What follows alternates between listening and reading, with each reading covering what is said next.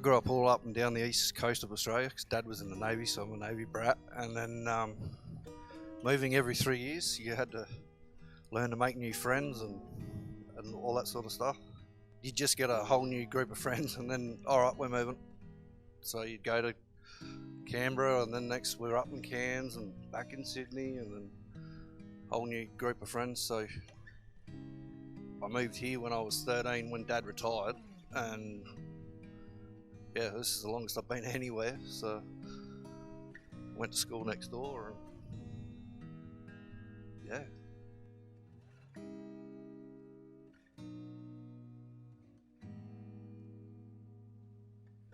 I was a wild child, like a really wild child, into this and that, you know.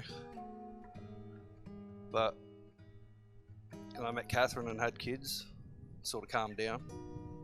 But then, yeah, we went through our difficult periods through, you know. I always knew there was something there, but I didn't know what it was. We were both very selfish and just weren't looking out for each other, and sort of drifted apart, stuff like that. And then, yeah, we sort of split. And then I had nothing to do with her. I was down in Tanunda. We were going through a pretty hard time. Kids wouldn't have been good for the kids. But then I, for some reason, was looking to move back to Adelaide because I wanted to be with the kids. And I noticed a change in Catherine. And I thought, this is a total different person. And then I said I met up with Ben and Amy again. And I couldn't believe they'd actually given themselves to Christ. I was like, wow, Ben, like, serious? Like, he was like me, he was like ruffian. And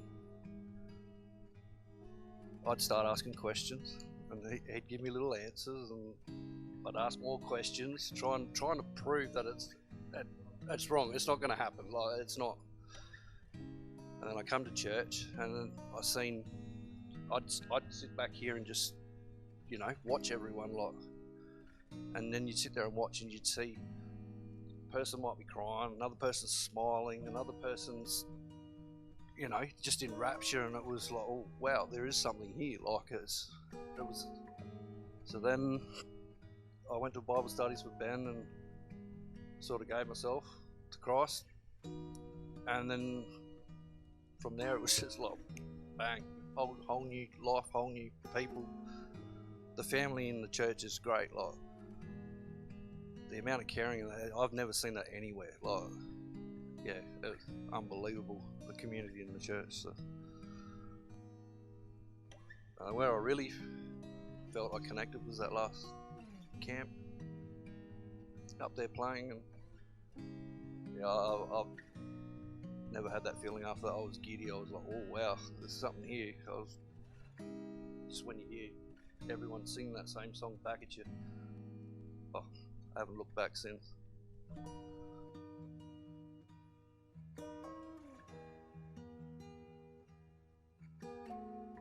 He gave it all for us, and I just don't want to squander it. For what he's done for us, I don't want to squander it. I'm a whole better person now. I'm not so grumpy at work, and I think I'm a better person. Catherine's a better person. The kids are slowly getting there, but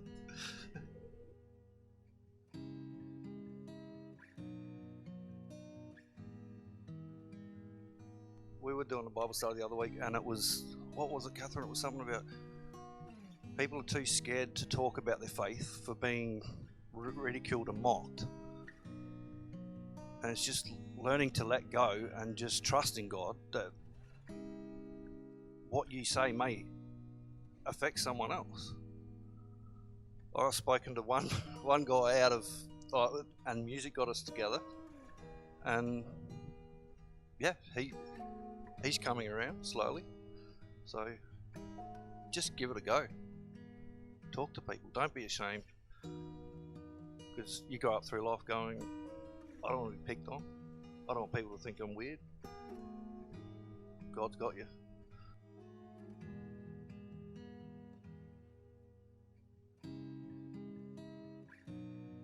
I've been crucified with Christ. No longer I who live, but Christ lives in me. And the life which I now live in the flesh, I live by faith in the Son of God, who loved me, and he gave himself for me. I do not set aside the grace of God, for if righteousness comes through the law, then Christ died in vain.